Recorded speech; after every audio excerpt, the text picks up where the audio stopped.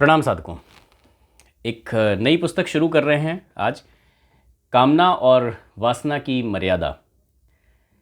गुरुदेव सबसे पहला अध्याय लिखते हैं इसका, इच्छाएं और उनका सदुपयोग। कहते हैं मनुष्य इच्छाओं का पुतला है। उसके व्यवहारिक जीवन में प्रतिक्षण अनेकों आकांक्षाएं उठा करती हैं। स्वास्थ्य की, धन की, स्त्री और यश की अनेकों कामनाएं प्रत्येक मनुष्य में होती हैं। इसके विविध काल्पनिक चित्र मस्तिष्क में बनते बिगड़ते रहते हैं। जैसे ही कोई इच्छा स्थिर हुई कि मानसिक शक्तियाँ उसी की पूर्ति में जुट पड़ीं। शारीरिक चेष्टाएं उसी दिशा में कार्य करने लगती हैं।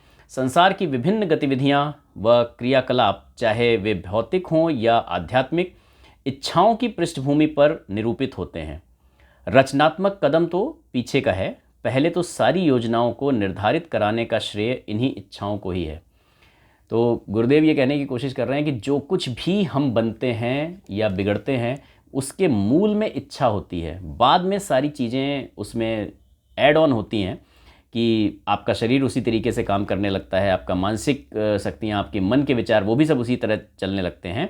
मतलब बाकी जितना कुछ आप क्रिएट करते हैं, बाकी क्रिएटिविटी वो बाद की है। पहले सारी योजनाएं जो हैं वो ये जो इच्छाएं हैं वो निर्धारित कराती हैं आपकी इच्छा किस तरफ की है। बहुत सारे लोग कहते हैं ना कि किसी का बड़ा घर देखा, बड़ी गाड़ी देखी, तो सबसे पहले क्या आता है? सबसे पहले वो इच्छा होती है, यार मेरे पास भी ऐसा हो, मेरे पास भी मर्सिडीज़ हो, मेरे पास भी ऑडी हो, मेरे पास भी BMW हो, बड़ी बड़ी गाड़ियाँ हों, है ना।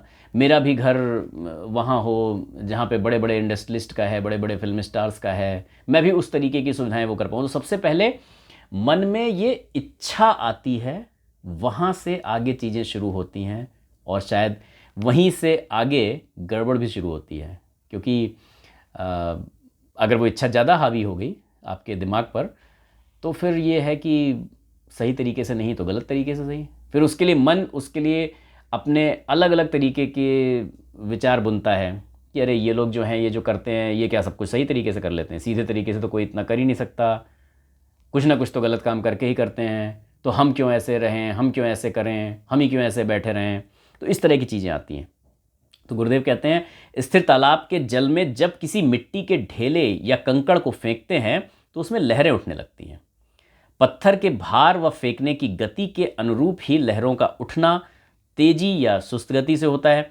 ठीक इसी प्रकार हमारी इच्छाएं क्या हैं? ये हमारी शारीरिक चेष्टाएं चेहरे के हाव भाव बताते रहते हैं। तो वो कह रहे हैं कि जैसे आप पानी में जब कंकड़ में जल फेंकते हैं, तो अगर आपने छोटा कंकड़ फेंका तो लहरें थोड़ी छोटी छोटी उठेंगी। आपने भारी पत्थर फेंक दिया तो ज़्यादा बड़ी, बहुत ही भारी फेंक दिया तो सुनामी टाइप भी आ जाती है कई बार, तो ज़्यादा बड़ी लहरें उठती हैं। तो उन्होंने कहा ऐसे ही हमारी इच्छाएं क्या हैं, ये चेहरे के हाव भाव से पता चलता रहता है। जिस आदमी के अंदर बहुत उथल पुथल वाली ऐसी इच्छाएं हैं ना, लगातार वो हो रही हैं, तो उसका चेहरा बहुत शांत भाव नहीं होगा, कुछ तो गड़बड़ है। लोग देख के बता देते हैं कुछ टेंशन है क्या, आज ऑफिस में कुछ हुआ है क्या? तो वो क्योंकि कुछ तो वहाँ पर चीज़ें गड़बड़ चल रही हैं। व्यभिचारी व्यक्ति की आंखों से हर क्षण निर्लज्जता के भाव परिलक्षित होते रहेंगे। कहते हैं जो आदमी व्यभिचारी है उसकी आंखों में वो दिखेगी चीज़ें कि ये निर्लज्ज है। वो जब मतलब देखेगा किसी स्त्री की तरफ तो उसकी निगाहें बता देंगी कि वो मतलब उनको देख रहा है, शक्ल देख रहा है, रूप देख रहा है या कुछ और देख रहा है। यही एक बहुत बड़ी समस्या बनी हुई है। इसी के लिए उन्होंने पुस्तक लिखी कि कामना और वासना की मर्यादा भी कुछ होती है। चेहरे का डरावनापन अपने आप व्यक्त कर देता है कि ये व्यक्ति चोर है, डाकू है, बदमाश है। आदमी को देख के उस आदमी से डर लगने लगता है। कई तो फिल्म एक्टर्स बेचारे बड़े परेशान रहते हैं क्योंकि वो रोल वैसे करते हैं, तो वो जब भी समाज में कहीं दिखते हैं तो उनसे भी लोग डरने लगते हैं क्योंकि उन्होंने रोल उस तरीके का किया। बट चोर, डाकू या बदमाश को अगर आप देखेंगे तो लग जाएगा यार कुछ तो इस आदमी में गड़बड़ है।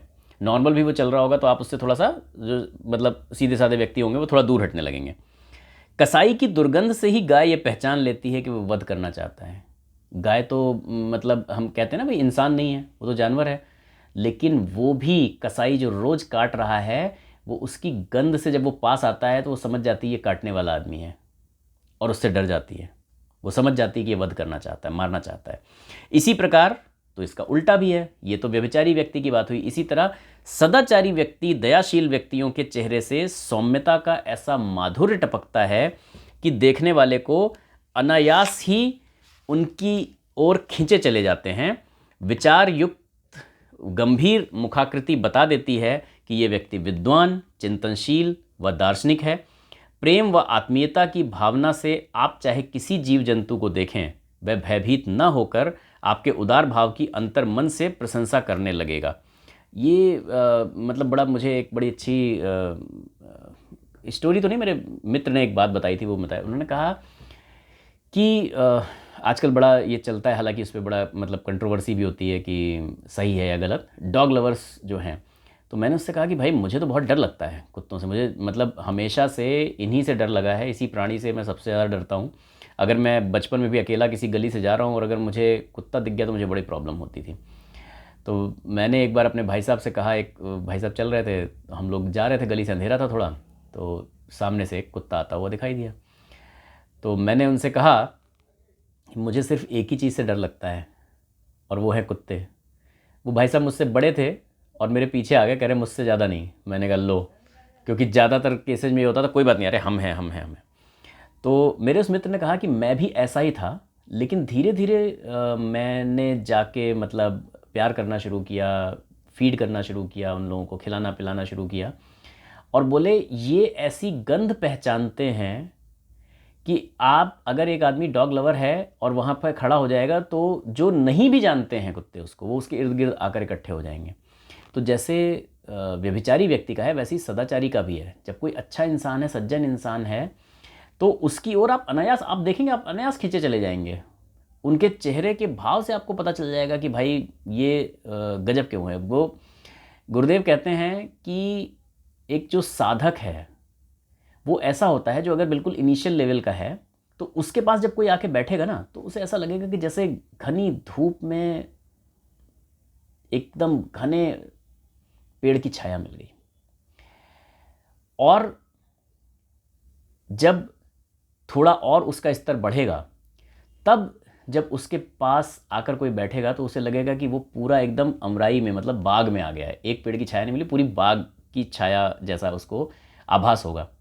और उन्होंने कहा कि इससे भी ऊपर जब व्यक्ति उठेगा तो फिर जैसे चंदन का पेड़ होता है ना, तो चंदन के पेड़ के आसपास भी जो पेड़ होते हैं उनके पास भी, उन पेड़ों में भी वही खुशबू आ जाती है, चंदन की खुशबू आ रही होती है। तो वो वैसा करते हैं। साधक ऐसा होता है, उसके आसपास जितने लोग होंगे वो भी धीरे धीरे परिवर्तित होना शुरू हो जाएंगे।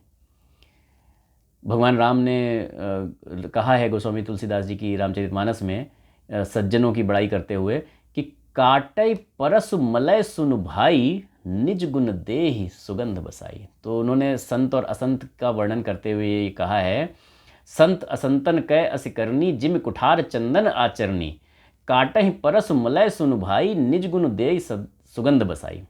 तो परसु कहते हैं फरसे को, कुल्हाड़ी जो काटती हैं। कहते हैं कि मेरे भाई सुनो, कुल्हाड़ी तो काटती है, मलय मतलब चंदन के पेड़ को, लेकिन चंदन फिर भी उस पर क्रोध नहीं करता। आप जब उस कुल्हाड़ी को सूंघेंगे तो बाद में उसमें भी चंदन की खुशबू आ रही होगी, तो वो फिर भी अपना गुण दे देता है, अपनी सुगंध बसा देता है। तो ये इस तरीके के सदाचारी व्यक्ति होते हैं। आगे गुरुदेव कहते हैं, अनंत आनंद के केंद्र परमात्मा के हृदय में एक भावना उठी, एकोहम बहुश्यामी, और इसी का मूर्तिमान रूप ये मंगलमय संसार बन करते हैं। तो आध्यात्मिक पथ के जो साधक हैं वो ये बात जानते हैं कि ये ब्रह्म की इस स्फुरना एकोहम बहुश्यामी के विचार से ये पूरा जो संसार है ये आलोकित हुआ, और उसी का आपको मूर्तिमान रूप दिखता है कि बहुत सारे लोग हो गए, बहुत सारे जानवर हो गए, पेड़ पौधे हो गए, संसार पूरा बना उस तरीके से।